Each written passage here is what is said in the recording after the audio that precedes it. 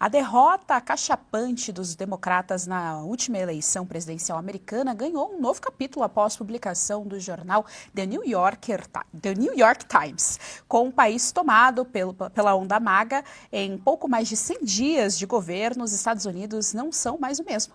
Quem traz essa análise em detalhes para a audiência do Jornal da Oeste é o correspondente internacional Ivan Kleber. Se precisava desenhar, o jornal fez esse trabalho. O Ivan vai atualizar aqui para a gente. Boa tarde, Ivan. Seja muito bem-vindo ao Jornal da Oeste. Boa tarde, Gisiane. Boa tarde, Fabi, Josi. E uma saudação especial à audiência da Revista Oeste. Pois é, o New York Times, ele sempre faz isso, né, Gisiane? Trazer uma análise mais profunda. Ela leva meses. Outros institutos também fazem, mas essa do New York Times estava sendo muito aguardada, porque ela vai justamente nos detalhes do que os americanos depositaram nas urnas de 2024. E os dados, tanto das eleições como os atuais, não são nada bons para o Partido Democrata. A gente separou alguns gráficos do mapa dos Estados Unidos com algumas flechas em vermelho que indicam em cada distrito. Olha a diferença.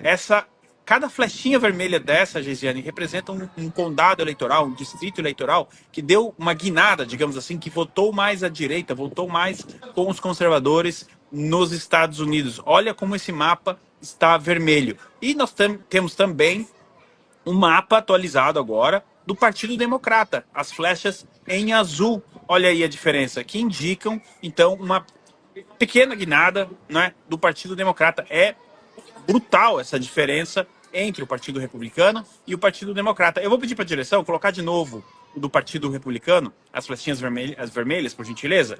Muito obrigado. Porque, para piorar a situação do Partido Democrata, essa mudança acontece naqueles chamados estados, swing states, não é?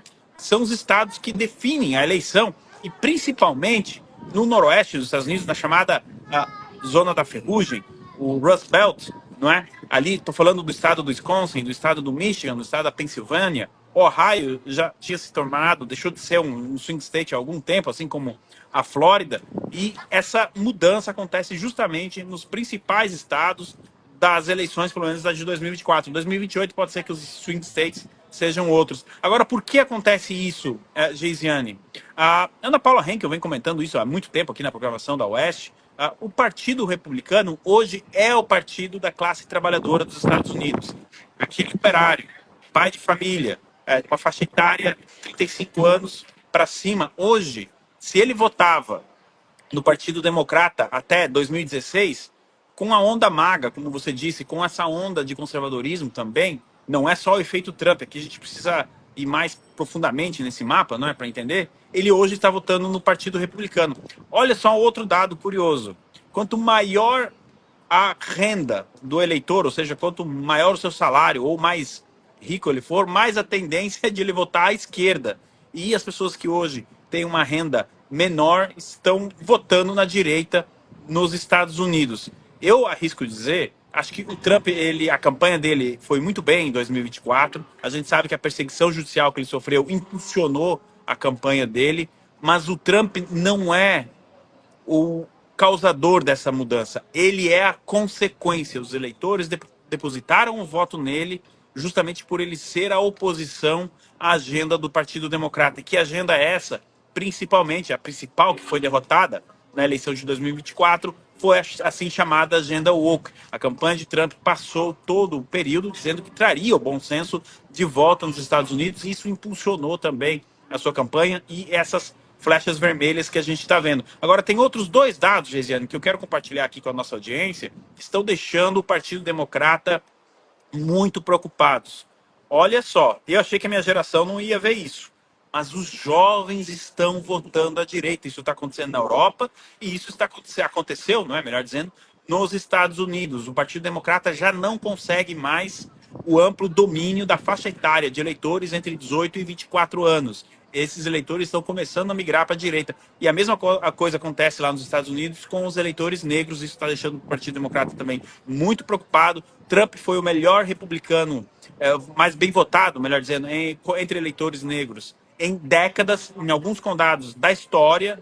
e os eleitores negros também estão, assim como os latinos, as chamadas minorias, estão deixando o Partido Democrata e votando com consistência no Partido Republicano. E quando a gente olha para dentro da casa do Partido Democrata, Geisiane, eu vou fazer uma pergunta que é retórica, mas pasmem, se as eleições fossem hoje nos Estados Unidos, eles teriam que apostar novamente em Kamala Harris, porque o partido não está conseguindo se renovar, não estão aparecendo nomes. Os governadores do Partido Democrata não tem nenhum nome ali que desponte. Tem o Josh Shapiro, da Pensilvânia, mas aí tem o problema, uma ala do Partido Democrata não aceita que ele seja candidato porque ele é judeu, e aí quando você olha os demais governadores que poderiam ser candidatos, as taxas de popularidade em seus estados estão muito baixas. O que, imagina, se o governador já não é popular no seu estado, como que ele vai ser candidato a presidente? Então a situação do Partido Democrata, neste momento, é muito complicada e o Partido Republicano tem uma autopista e uma autoestrada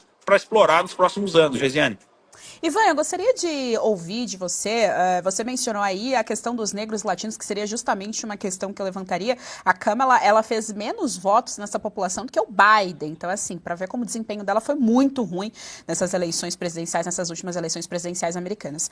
A minha pergunta é em relação a como os analistas políticos da esquerda estão vendo essa questão, porque nós temos exatamente o mesmo cenário aqui no Brasil.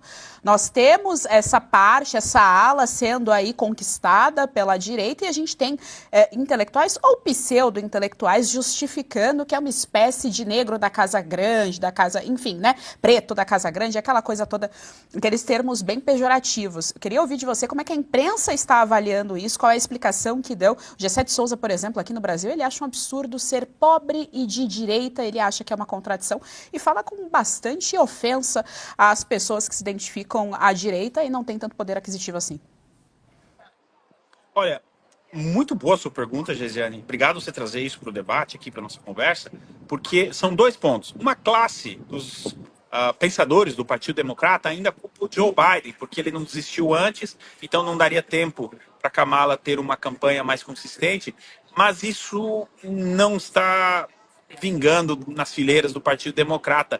A principal crítica, e devo dizer que a esquerda, nesse sentido, lá nos Estados Unidos, está construindo uma reflexão até bem fundamentada, é que o Partido Democrata, a classe dirigente do Partido Democrata, estou falando de Obama, Hillary Clinton, a classe artística, perdeu o contato com a realidade, perdeu o contato com as ruas, com as pessoas normais, com a pessoa que acorda de manhã para ir trabalhar, pega o transporte, vai de carro, abastece. Tem uma brincadeira lá nos Estados Unidos que diz que a Kamala Harris perdeu a eleição no posto de gasolina. Quando a pessoa ia abastecer o carro, ela lembrava do porquê ela queria votar no Trump e não na Kamala. E isso afetou também as assim chamadas minorias que se sentiram traídas. O Partido Democrata virou as costas para essas minorias que tanto prometeu e muitas pessoas perceberam que elas eram utilizadas como massa de manobra. Há menos de um mês da eleição, o Barack Obama foi fazer campanha em Wisconsin, em um bairro de maioria negra, enfim. E ele mesmo chegou lá e falou, mas como assim? Cadê as pessoas? Cadê o entusiasmo? Como quem diz, eu sou Barack Obama, vocês não vão vir me ver, não é? Tinha pouca gente. E no dia seguinte, as pessoas, aqueles eleitores, começaram a fazer vídeo nas redes sociais dizendo, Barack, desculpa, o senhor nos traiu, a gente vai ter que votar em um candidato que tem uma alternativa diferente. Isso, os latinos já tinham começado essa migração lá em 2016. Há quem culpe a derrota da Hillary pelos latinos não terem votado em peso como deveriam. Tivemos a questão de 2020 e agora em 2024, então, o maior exemplo disso está no estado da Flórida. Outra questão importante que impulsionou o Trump entre os latinos foi justamente a fraqueza do Joe Biden com certas ditaduras na América Latina. E muitos desses latinos têm família em países como a Venezuela, Nicarágua, Brasil, México, enfim. Opa, perdão, balançou um pouco aqui a câmera. E então eles viram essa fraqueza do Joe Biden em combater essas ditaduras e também migraram para o Partido Republicano. Geisiane. Fabi Barroso, nós estamos com o nosso correspondente internacional, Ivan Kleber. Sua pergunta. Boa tarde, Ivan. Prazer em revê-lo. Eu acho importante a gente deixar bem assim colocado a constatação do que você nos trouxe. Então, minha pergunta vai no sentido de Existe, então, uma esquerda socialista burocrática, esse nomão todo aí, nos Estados Unidos, que está inibindo, né, e se tornando tão ideológica que nem os jovens que têm propensão realmente a gostar mais de uma ideologia e menos prática estão olhando e se identificando. Então, isso parece realmente essa mudança que se trará num tempo que perpetuará, então, nos Estados Unidos, porque ali a gente entende que vai demorar, como você falou, né, nessa geração, a gente não imaginava assistir. Realmente, então, é a derrota woke, a planificação da cultura que está trazendo resultado negativo, né, para a esquerda. Eles não estão achando meios, né, de subverter o que eles mesmos fizeram, é isso? Isso mesmo, Fabi. Muito bom também você trazer esse questionamento, porque, olha só, quem pode responder melhor essa pergunta do que eu é o Alexander Soros, filho do Jorge Soros, que herdou os negócios do pai e está engajado politicamente aí mais que o pai. Só que na visão dele, Fabi, o Partido Democrata não foi de esquerda o suficiente. Ele acha que o partido precisa ir mais à esquerda, precisa ser mais woke, precisa continuar puxando essa agenda. Eu imagino, ele deu essa entrevista para a revista The New Yorker, há coisa de um mês atrás. Eu imagino o chefe de campanha, né, do Partido Republicano vendo essa entrevista, esfregando a mão e dizendo: as próximas eleições a gente vai conseguir a vitória novamente, porque isso mostra como um dos principais doadores de campanha do Partido Democrata, um dos principais articuladores, não entendeu o que está acontecendo. E tem um fenômeno nos Estados Unidos, a gente trouxe também aqui da Inglaterra, a Gesiane vai lembrar, cada vez mais jovens estão frequentando a igreja, e à medida que esses jovens começam a frequentar a igreja, eles deixam de votar à esquerda e começam a votar na direita.